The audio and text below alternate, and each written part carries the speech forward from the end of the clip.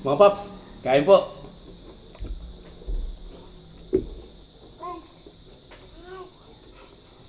Mm.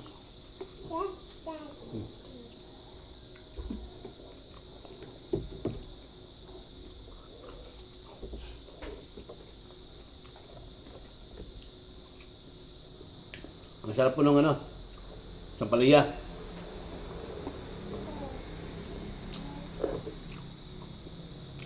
Mm.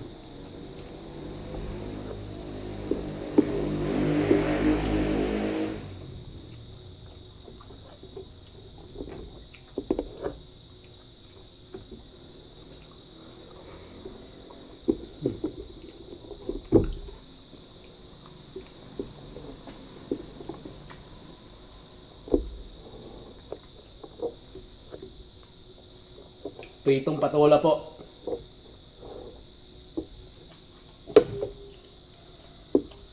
Mm.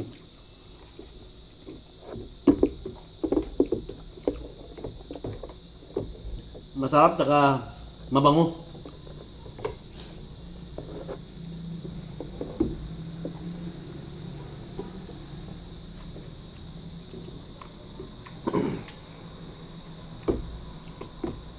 Ito po, kumakain ng pritong patola.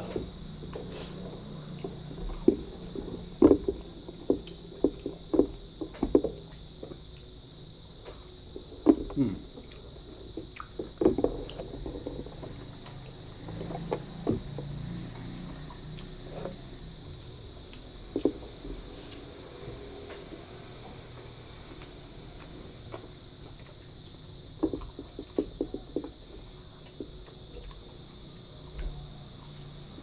Hmm.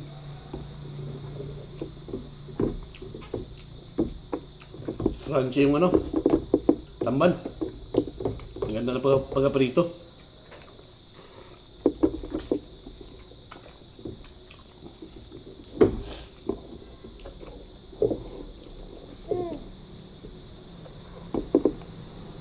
Sampalaya. Mm.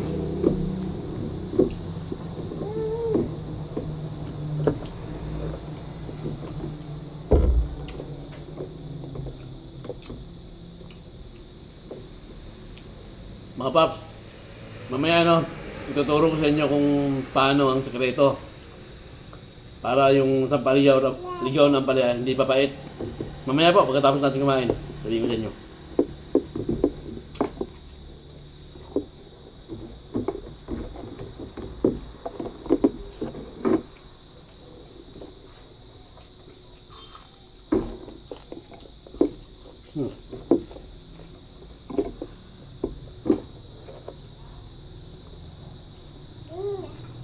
Rice or baby? Kumakain po sila ng rice kahit walang ulam.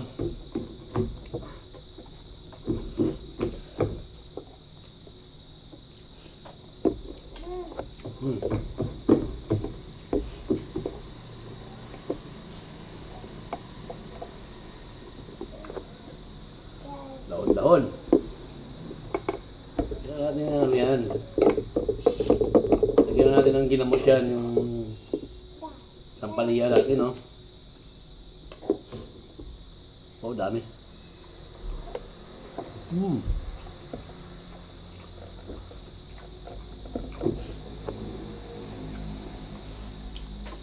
Bitin yung kanin. Tayo.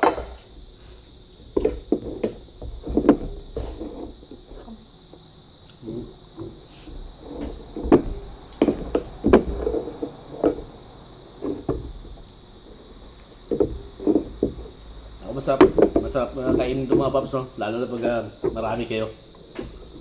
Ganitong klaseng ulam, napakasimple. Pero mas susansa, no?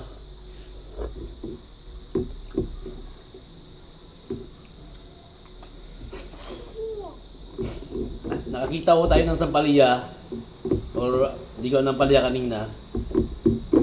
Ay, di ba, nagulan-ulan. Kapagit ngilat pa. Amar sa mga tigulang, no? Basta gadaguog kapag ilat, gagulan-ulan. Kag tiyempo amo ni nga bulan. Tigturubo na ligbos, no? Yung mga kabuting ligaw. Seasonal, tumutubo. Nagbaka sakali tayong maghanap. Wala ako dito. Siguro sa ibang part ng probinsya na to meron. Pero dito sa amin wala. Kaya yung nakita ko, ligaw ng palaya lang. Saka yung saluyan. Patola. Patola ng tanim ni Kuya Ronnie, no? Hindi na rin natin.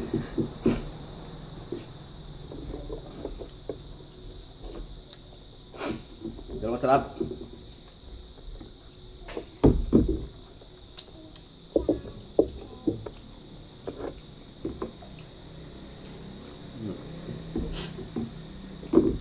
Yung pritong tamban po, walang tapon. Kain lahat.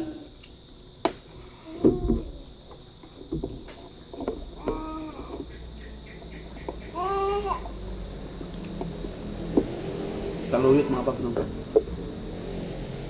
Lagay yung kamatis. Saka yung sabaw ng ano, ginamos. Yan.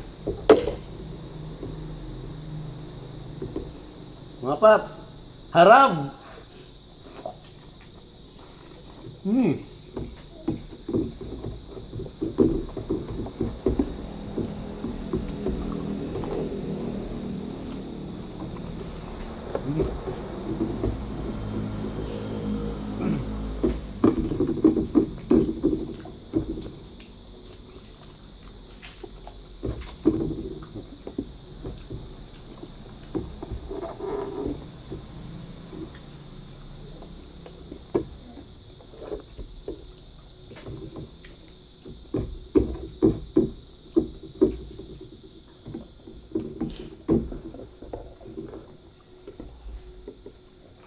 Masarap yung tamban na bilhin namin. Fresh po, fresh.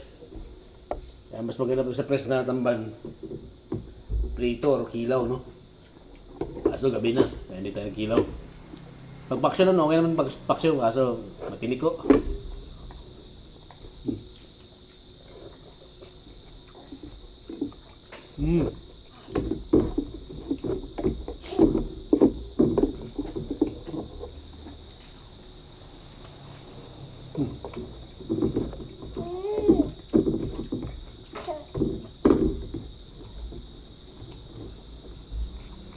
Say hi. Hi. Kain po. Yung isa nag-hi. Dito.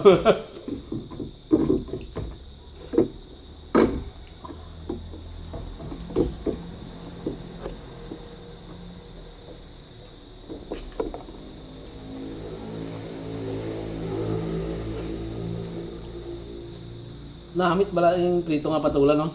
Kamot-amot ba?